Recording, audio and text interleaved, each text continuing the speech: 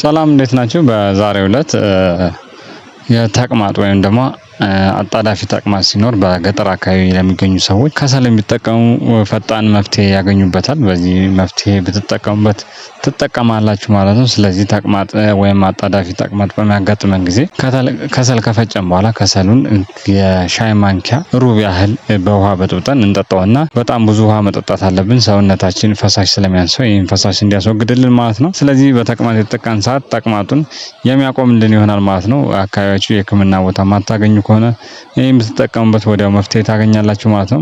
ምክንያቱም ከሰል ለብዙ ዳያላይሲስ ላይ ራሱ ለደም ለማጥራት የምንጠቀምበት ከሰል ስለሆነ ከሰል በጣም ወሳኝ ነው።